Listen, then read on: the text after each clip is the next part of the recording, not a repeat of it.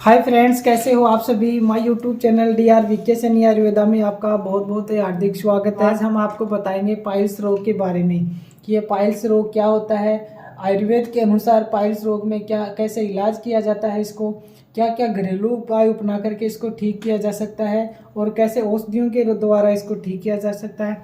आयुर्वेद में कैसे सार सूत्र के द्वारा इसका ऑपरेशन करके इसको ठीक किया जा सकता है। और इन सभी चीज़ों के बारे में, इन सभी विषयों के बारे में हम बात करेंगे।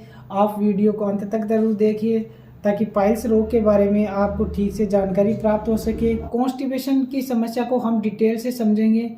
कॉन्स्टिपेशन की समस्या होती क्यों है। यह पाइल्स नाम की बीमारी है, आज लोगों में बहुत ज़्यादा बढ़ती ही जा रही है। आज हर एक तीसरा चौथा व्यक्ति ये बोल रहा है कि मेरे को पाइल्स की बीमारी है। ये बीमारी भी 100 में से 80% लोगों को पाइल्स की बीमारी हो गई है। पाइल्स की बीमारी होने का सबसे मुख्य कारण होता है कब्ज की समस्या। कब्ज की समस्या होने की वजह से यह पाइल्स रोग होता है। पाइल्स रोग में कब्ज की समस्या ही इस रोग की जड़ होती है। एक बार में फ्रेश नहीं हो पाता वो व्यक्ति, बार बार उसको फ्रेश होने के लिए जाना पड़ता है, उसको भी पाइल्स होता है। इसके बारे में डिटेल से मैं आपको बताऊंगा कि उसका क्या रीजन होता है। और पाइल्स कब्जी होने का सबसे मुख्य कारण होता है कि आजकल का जो चटपटी चीज़ है, ये खाना खाने के बाद में तुरंत भरपेट पानी पीना, रात को लेट तक जगे रहना, रात को समय पर नहीं सोना और रात को खाना लेट तक खाना, खाना खाने के बाद में तुरंत भरपेट पानी पीना, खाना खाने के बाद में तुरंत लेटना, खाना खाने के बाद में तुरंत स्नान करने की वजह से भी शरीर में कॉन्स्टिपेशन की समस्या आती है। खाने में ठीक प्रकार से फाइबर युक्त सलाद का प्रयोग नहीं करने की वजह से भी कब्जी बढ़ती है। जितना खा रहे पी रहे हैं, अगर उतनी मेहनत नहीं कर रहे हैं तो भी कॉन्स्टिपेशन की समस्या बढ़ती है। प्रातःकाल उठते ही पानी नहीं पीने की वजह से भी कॉन्स्टिपेशन की समस्या बढ़ती है। गैस, एसिडिटी, लेट खाना खाने की वजह से भी कॉन्स्टिपेशन की समस्या बढ़ती है। अब कॉन्स्टिपेशन की समस्या होने की वजह से ही पाइल्स की बीमारी होती है। कॉन्स्टिपेशन की समस्या होने का मुख्य कारण कब्जी का होना है। कब्जी होने का मुख्य कारण है समय से भोजन नहीं करना, प्रातःकाल लेट उठना, रात को लेट सोना, रात को भोजन समय पर नहीं करना, भोजन करते ही तुरंत लेट जाना, खाना खाते समय किसी से बातें करना, खाना खाने के बाद में तुरंत पानी पीना, ये सारी चीज़ें होती हैं। इनकी वजह से कॉन्स्टिपेशन की समस्या होती है, क्योंकि ये इन सभी बातों का हम पालन नहीं करते तो हमारी मेटाबॉलिज्म क्रिया होती है वो ठीक प्रकार से कार्य नहीं करती है। जो स्टोमक होता है उसमें HCl ठीक प्रकार से नहीं रह पाता है। HCl से जो स्टोमक है उससे आगे की जो प्रोसेस होती है, छोटी आंत और बड़ी आंत, उसमें ठीक प्रकार से नहीं हो पाती है। पानी का अब्जॉर्ब ठीक प्रकार से नहीं होती है। और जैसे भोजन कर रहे हैं उसके साथ में हम कुछ लिक्विड नहीं लेते हैं। जैसे अभी सर्दियों का सीजन चल रहा है, सर्दियों का टाइम चल रहा है, सर्दियों के टाइम में लोग बाजरे की रोटी खाते हैं, क्योंकि जो बाजरा होता है इसमें शुष्कता होती है। इसलिए जैसे ये बाजरे की रोटी खाते हैं तो इसके साथ में लिक्विड लेना बहुत ही ज़रूरी होता है, क्योंकि ये पानी का अब्जॉर्ब बहुत ही ज़्यादा करता है। और बाजरे की रोटी जैसे बड़ी पानी का अब्जॉर्ब हमारा बड़ी आंत में होता है, अवशिष्ट चीज़ें वहाँ बड़ी आंत में जाकर के ये रुकेगी तो ये कॉन्स्टिपेशन जैसी समस्याएं खड़ी कर देगी। अब कॉन्स्टिपेशन की समस्या होने के बाद में क्या प्रॉब्लम होती है। जैसे कब्ज की समस्या हो गई, या फिर जैसे बार बार फ्रेश होने के लिए जा रहे हैं तो उसमें क्या होता है कि जैसे कॉन्स्टिपेशन होता है तो कॉन्स्टिपेशन होने के बाद में जो अपशिष्ट चीज़ें हैं वो हमारी जो बड़ी आंत का लास्ट वाला भाग होता है उससे थोड़ा सा ऊपर रेक्टम होता है। ये जो रेक्टम होता है, इसी रेक्टम में अपशिष्ट चीज़ें इकट्ठी रहती हैं और जो अपशिष्ट चीज़ें काफ़ी समय तक इकट्ठी रहती है तो उसकी वजह से क्या होगा, जो रेक्टम भाग होगा वहाँ की नसें होगी वो कमज़ोर हो जाएगी, वहाँ पर जो ब्लड का फ्लो हो रहा है वो कम हो जाएगा।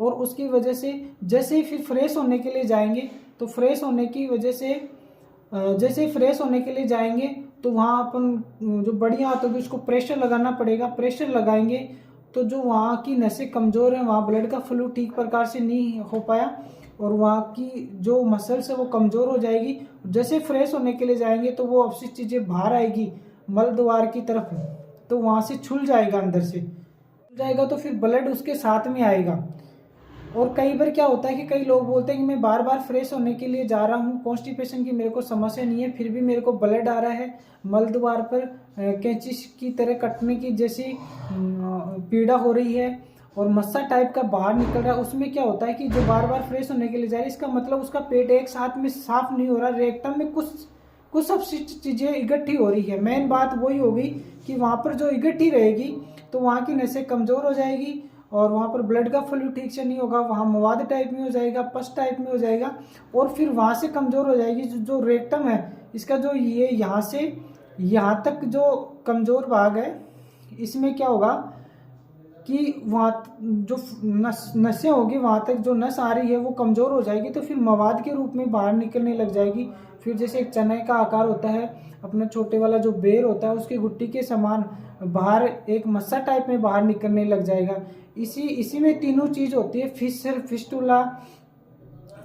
पिस्टुला पाइल्स वगैरह, ये इसी में आती है। किसी को ब्लड वाली हो जाती है, किसी को बाहर चने की तरह मस्सा टाइप की हो जाती है। ये सारी समस्याएं अंदर से अपना जो रेक्टम है वहां पर अपशिष्ट चीजें इकट्ठी हो रही है, उसी की वजह से ये हो रही है। अब हम बात करेंगे कि पाइल्स नामक बीमारी, कई लोग ये बोलते हैं कि सर डॉक्टर साहब मैं तो जैसे ऑपरेशन करवा के आ गया और मेरे को फिर से पाइल्स की प्रॉब्लम हो गई। अरे भाई, पाइल्स की समस्या तो होगी आपको, क्योंकि आप एलोपैथिक में ऑपरेशन करवा के आए थे, डॉक्टर साहब ने आपका ऑपरेशन भी ठीक किया था। उन्होंने जो बाहर जो मस्सा टाइप में बढ़ गया था, भाई प्रॉब्लम अंदर थी, बाहर बढ़ गया तो उसको काट के बाहर निकाल दिया। समस्या तो आपको अंदर है, अंदर जो आपका रेक्टम है वहां पर मल इकट्ठा होता है, तो कुछ टाइम के लिए क्या होगा, वहां से जैसे कट है उसको काट के निकाल दिया तो रास्ता थोड़ा सा मल द्वारा उसका साइज बढ़ गया, तो आप फ्रेश होने में कुछ दिन के लिए समस्या नहीं रहेगी, आप फ्रेश भी ठीक से रहोगे। साथ में आपको डॉक्टर साहब सर्जरी के बाद में दवाइयाँ देंगे, वो तो आपको उम्र भर खानी है, लेकिन फिर भी आपको दोबारा ये प्रॉब्लम हो जाएगी, क्योंकि उन्होंने तो काट के निकाल दिया। उसके बाद में अंदर जो कॉन्स्टिपेशन की समस्या है उसकी वजह से धीरे धीरे वापस वहां पर समस्या बढ़ जाती है।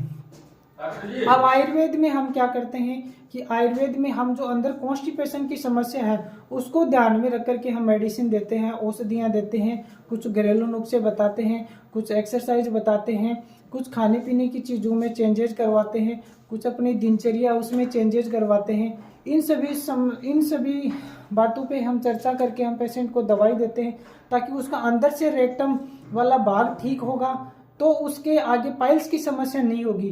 अब हम आयुर्वेद में यही करते हैं, जैसे कि उसको तुरंत रिलीफ नहीं मिलता है पाइल्स के लिए, आयुर्वेद की दवाइयाँ हैं तो उसको 3 से 4, 5, 6 महीने तक खानी पड़ती है।